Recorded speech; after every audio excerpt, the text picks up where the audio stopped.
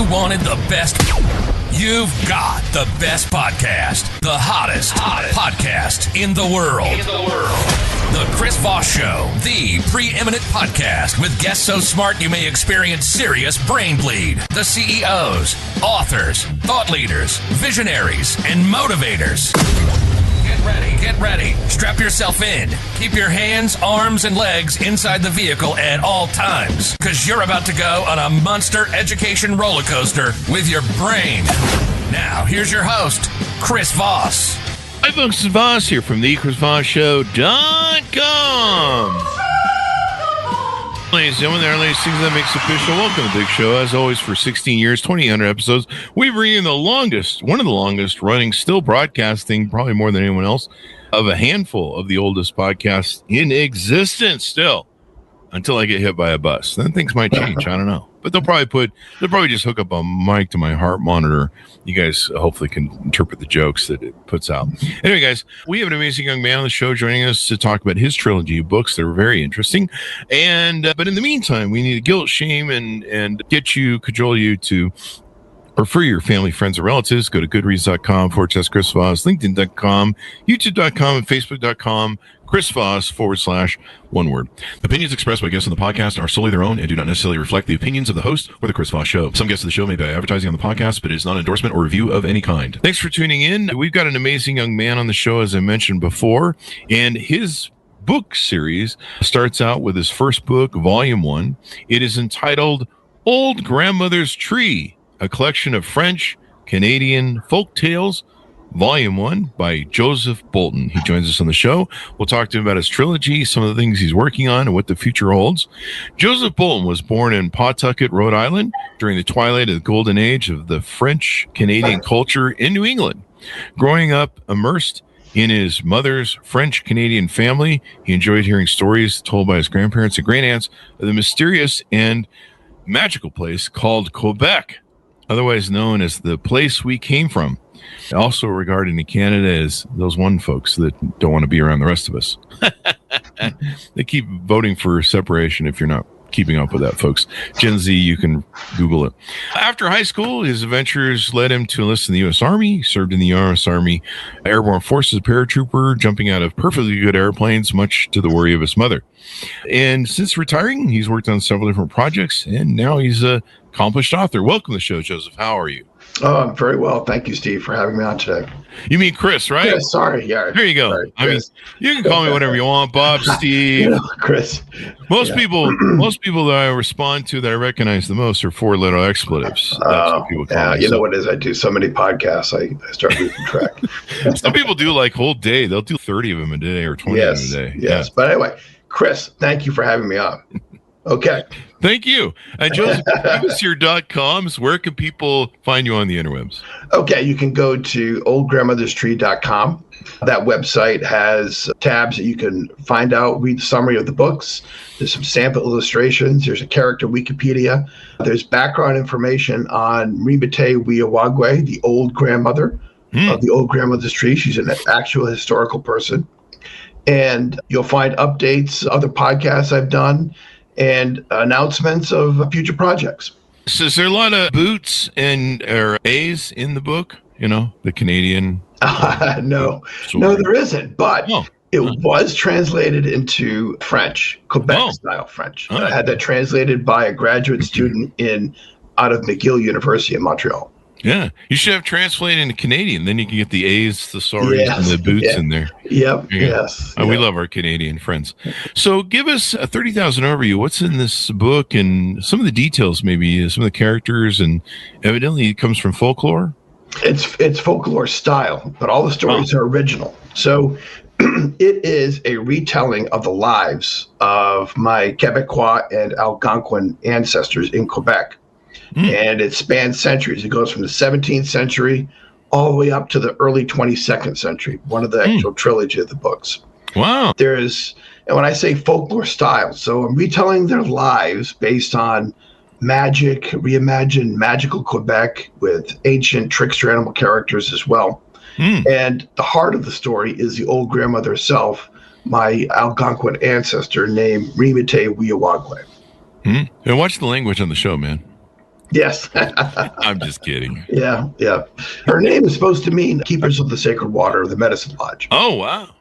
I'm keepers of the vodka water. I don't know what that means I have no idea. in her language, but I'm the keeper of the vodka. So this is a 3-book series now. Do you see it extending beyond that? Absolutely. There is a 4th book written, and all the rough sketches are done. Mm-hmm. And that book is going to be called Campfires of the Sky. And it's going to focus on the last couple of days of Meunier Awagwe's life. And recounts to her granddaughter the story of the attack that her first husband was killed in and her 2 small children were kidnapped, Mohawks, and she never saw them again. So it's going to be a very dramatic book. It's already written. The illustration work is going to start in May, and it should be done in about a year. Awesome sauce. What was the proponent behind writing these books? When did you discover you were a writer? Oh, I wrote when I was a kid, and then in high school I wrote love poetry. Oh, well, those girlfriends in high school. Oh, yes, yep. And then I kind of stopped writing when I was in the Army. And after my brother died in 2013 of ALS, I was kind of inspired to write, and I had a blog, and I would write about mathematics, philosophy, science, history, whatever interests me. My goal wasn't to get necessarily national. I just wanted an outlet to write. And towards the end of when I was active with that blog, I discovered I liked creative writing, and I wrote my first creative story. Oh, wow. So I took that joy of writing and matched it up with the inspirational story of my Algonquin ancestor, and worked with a team of 2 illustrators and created this Old Grandmother's Tree book series, which is now 3 volumes, 14 stories, about 60,000 words of text, and about 700 full-color illustrations. Wow. So it's a massive tome. So is it, are these folk tales, are they fairly popular? I mean, I think there's American folk tales, and is a lot of people not aware of some of these? Actually, all the stories are original to my imagination. Besides the fact of the actual facts of the life of my ancestors, but I have them play out their lives in a folklore style setting, but all the stories are original. But they'll feel familiar because we're familiar with the folklore style, since all cultures have folktales. And so you like collecting these? Where's this grandmother fit into all this? Did you hear a lot of these tales from her when you were a child? No. The old grandmother, Riwitewiawagwa, her story just happens to be very well documented. Oh. And by the Jesuits at Trois-Rivières. But she lived in the 17th century in Quebec. And when she was 22 years old in about 1652, her village in Trois-Rivières was raided by the Mohawks. And her husband was killed, and the Mohawks took her 2 small children. So at 22, she lost her family. Wow. 5 years later, she married a French settler named Pierre Cauque. Her and Pierre became my ancestors. And at the end of her life, the priest at Trois-Rivières wrote of her, and he said, Meunier lived a full life with dignity, respect, and love, a courageous and loving Algonquin woman. And he didn't have to write that. He could have just annotated that she had died. But he wrote this beautiful 2-line eulogy, and all those facts became the inspiration to retell her story as a style of a folktale. And I did that because folktales bring out the emotion, the human experience, and lessons, and they're familiar to us in tone. Yeah, they're great kind of short stories. I don't know if the stuff in your book is short stories, but they're kind of short stories, really concise lessons, and they get right to the point. If I read War and Peace, I'm probably going to at the end and be like, what's the point of all that again? Yes. There's a lot. Yes. There's a lot to do. So short stories can sometimes get, right to the point easier for you. Yes, and these are short stories. I think the longest one is 8,000 words. The shortest one is maybe 1,500, 2,000 words, so it varies. But there are lessons in the stories, but I don't hit you about the head with them. But they're there. They're there for you to pick up as a reader. The primary purpose of the book is to entertain and then to provoke thought and reflection. And the stories themselves can be, very poignant. Some of the stories are a little farcical when the trickster animal characters have their adventures. So there's all different tones. But all the stories together tell a larger story when you read all 3 volumes and soon to be 4th volume. And you can read the stories in any order that you wish. And as long as you complete all of them, a bigger story will emerge. So there's a through line there, maybe, and stuff. Yes. Yeah. Now, is there any characters that continue through the stories, or is each story a standalone, like you mentioned, on its own? Both, actually. They are standalone stories. That's why you can read them in any order. But there are characters that are continuous. Some human characters continue based on the time period they're in, if it's close by. But the trickster animal characters, like Mikish the turtle, Poku the moose, Azaban the raccoon, Oquis the fox, and so forth, they're long-lived because they're magical creatures. So actually they appear in almost all the stories. Starting in the 1600s, actually at the end of the Ice Age, all the way up to the 22nd century. So they're like my continuity for all the stories. Now, does some of these stories go back to French? Quebec is exported French, I guess. Maybe, I don't know if you call it that. I'm going to get they did. I guess. They exported at the end of the 19th century into the early 20th century. Quebec exported 2 million French from Quebec into the United States, mostly into New England. That was half of the population. Really? Wow. Yes. And so today there's 7 million French Canadians in the United States. Wow. They could have used those 2 million when they were voting to leave Canada. I guess. I would never support separation myself. It's such a small country and wonderful people, but nicest people in the world. But I always thought it was kind of funny whenever Quebec, I think 2 or 3 times they had iterations they created to themselves from Canada, and you're like, you're not that big of a country to start out with. It's kind of like Salt Lake City deciding they want to annex themselves from America. You're like, what are you doing? yes.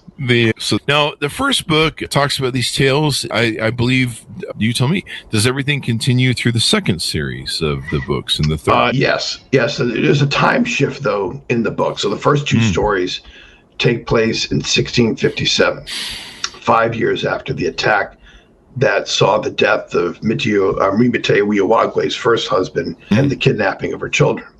The event of those 2 stories tell the story of her marriage to Pierre Cauque. After that, the stories shift to the early 1900s in the rest of Volume 1 and Volume 2. So you get a flavor of old Quebec, village life in old Quebec, and the actual trickster animal characters that were in the first 2 stories in the 17th century are still there in the early 20th century, causing tricks and mayhem, and also providing a sense of continuity between all the stories. And the main characters are in the early 1900s are descendants of Mimite Wiawagwe as well. So it really follows her and her descendants through time. Now, I noticed the first 2 books are called Old Grandmother's Tree, Volume 1 respectively, and Volume 2 respectively. But the third one kind of changes a little bit. Its title called Dance of Creation from the World of Old Grandmother's Tree, Volume 3.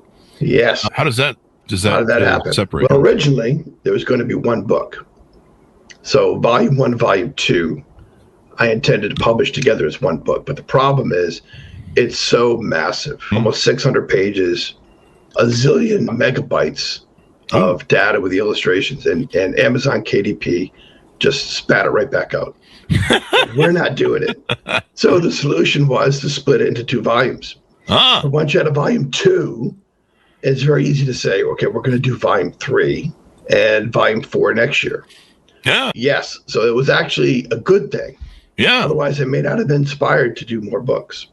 Most people nowadays, and even the big publishers now, are telling people to gear it down on the size of their books, because a lot of people don't read. They got short attention spans. Squirrel. And so, business books have been cut down to usually from 100,000 to 50,000 now, even like novels and stuff, beach read so they can just read on the beach. That seems to be the big thing. I kind of worry that maybe some quality is lost there, but, I have been through my iterations of big business books that I've had to read and been like, just get to the point already. It is what it is, I guess. Yeah, the way the books are structured is that they're short stories, so you can read the stories in any order. So you don't have to feel like, gosh, it's a big book. How am I going to read it all? You don't have to. Pick one story. And actually, each chapter, there's a chapter in all the stories broken up by chapters, which in themselves are almost like mini stories. So it's a very digestible book to read or share with your children and grandchildren. Just don't let them eat it. It's not that digestible. Yes, that's right. It's digestible, but yes. not that digestible. No, not that digestible. And so how do you like, and that was the other thing I was going to plug for you. I noticed there's the books are in French interpretation, French yes, language? The books are in English as well as French, Québec style French. They were translated by a graduate student in McGill, who her graduate study work is actual translation. So she was perfect for the job. So they are, of course, available in French. How could they not be available in French? Yeah. I guess that does make sense. It appeals to them, and you can, they can take it over there in France and do what they do in France. I noticed you have a couple books here. There's a La Troupe des Sabots. I'm not sure. Yeah, that actually was the very first story that became Old Grandmother's Tree. It actually predates. That book is no longer published because it's actually been absorbed into volume 1. So I took that, I redid the art, I rewrote the story, and expanded it out a little bit and put it in volume 1. But that is actually the oldest story of all 3 volumes. Oh, wow. And I see another book here, Pathways of Our Fathers. Yes, that book was a story of an old legend, family legend, that my grandmother told of her parents when they were a young married couple for 10 years. They didn't have any children. So they did a pilgrimage from Rhode Island all the way back up into Canada at St. Anne de Beaupré Shrine in Quebec City to pray for child. And the story is that my great-grandmother was pregnant and expecting her first child by the time she left Canada. So that is a story about that one. It also retells, a second story in that book retells the adventures of myself and my brother Dave, and we went hiking up in New Hampshire with our father. So that's why it's called Pathways of Our Father. But that also is out of print as well. You just keep refining your work and making it better, maybe. That's probably the... Yeah, I think so. But I think there were good practices for me. I think I learned a lot of lessons from those initial books that I incorporated into the work of Old Grandmother's Tree to make it a high-quality series. I liked the work I did, but I think that the Old Grandmother's Tree is much better, much more focused, and it's more on point to what I wanted to accomplish. Can you tell us what the Old Grandmother's Tree represents? Is there a thing behind that? I don't want to blow anything. No. The Old Grandmother's Tree is the family tree. Okay. So you could say Old Grandmother's family tree. Kind of like the genealogy, maybe? Yeah. Okay. So, because at the heart of it is, of course, my Algonquin ancestor, Meunier Wiawagwe. And then from there, the story follows her descendants up the ancestry tree, so to speak, following generations all the way through time, with the last story right now in 2126. Yeah, the earliest. So that's why she's the tree. She is actual tree herself. Remember when I was a kid studying genealogy, you'd have those, you'd have the mother and wife and then their families and do all that stuff. Genealogy is a really cool thing. But yeah, and you said there's a 4th book. Do you have an anticipated date release for that yet? Probably May of next year. May of next year. It's going to be a good sized book. Right now I've got the main story, and I think I'm planning on inserting 2 other stories, much shorter stories, in that book as well. But it'll be kind of wrap up the whole series about Meunier Wiawagwe's story, and from there, my hope is to have these books be interpreted into a streaming TV show or a film. They're actually all ready to go, especially for a TV show, because all the stories are storyboarded. There's almost one illustration per page, and the stories are episodic because there's a collection of short stories. So it's all ready to go. And I do believe it will happen. It just has to get in front of the right person, but it will. So you're actively seeking for somebody to green light a screenplay on it and get it into video production. Yes. You mentioned that I think before the show. Are you waiting on those proponents to come through, or are you actively pursuing them? I'm not actively pursuing them. Besides mentioning it every podcast that I do, at every network that I can reach out to. Uh-huh. I really am going to take a more active role once the 4th book is complete, because at that time I'll have almost 70,000 words and almost 900 illustrations. So I'll have a big body of work that can be set up, transcribed into a show. It's already there. It's enough. It's enough to do a single season, I think. Short stories are great, for the short little, I don't know if you call them sonnets, but those short little, episodes they do on like Amazon or Netflix or something. They're kind of all, I think I timed, what was that one with Kevin Spacey that was really awesome before his career blew up, or it blew up. It was the one where he was the president. Remember that one? Frank, I think it was Frank. Is that what it was? Yeah, I think his name was Frank, I think. Anyway, I think by the time I cut down, there would be the intro on the Netflix, and then there would be like a recap of what happened in the prior season, and kind of some of the redundant aspects of it. I'm like, there's pretty much 10 minutes of show here. Yes, yeah. I think you're like 20 minutes show by the time you cut everything down, and then sometimes at the end there'd be like, I think a foreshadow of what the next episode is going to be, and you're like, there's only like maybe 10 minutes of core data here in the story. Here's the real acting part we're stepping into, and the rest is kind of like, I don't know, fluff storytelling or diversionary or Old Grandmother's Tree is ready to go. It's very entertaining. I've never met anyone not to like the books when they read them. And it's got good lessons in it, but not over the top. It's not preachy. But it's entertaining and inspiring. And funny. So it's got everything. It's got everything in there, folks. Yep. Check them out. So as we go out, give us your final thoughts. So whatever people need to know is if there's any events coming up, book signings, or anything else you're working on. I just finished a book signing and a presentation in Rhode Island. So I don't have one right now, but I invite everyone to visit the website, oldgrandmotherstree.com, and you find links there to buy the books. I just recently published hardcover versions of the book, which are really, really nice. Really nice. And it's also available on Amazon. And stay up to date on there. There's a character Wikipedia. So if you're not sure what these books are about, read through the character Wikipedia. It'll give you a good sense of what's going on.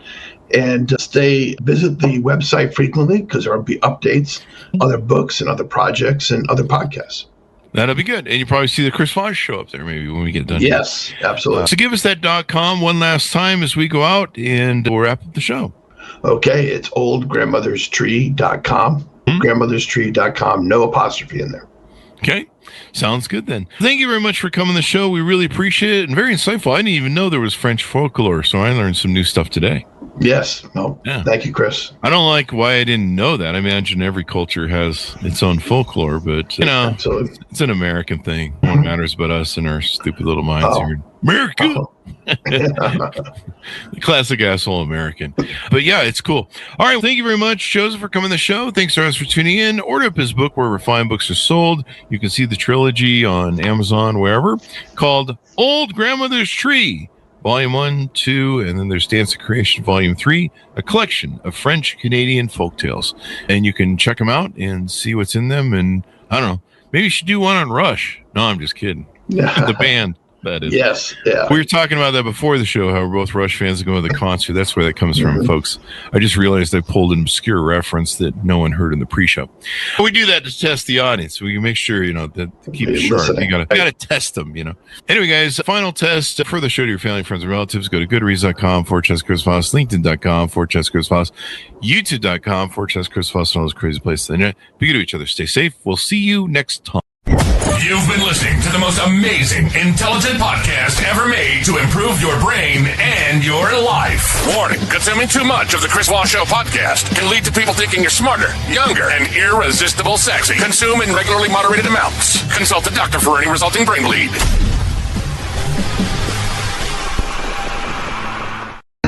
right, Joseph, that should have us out.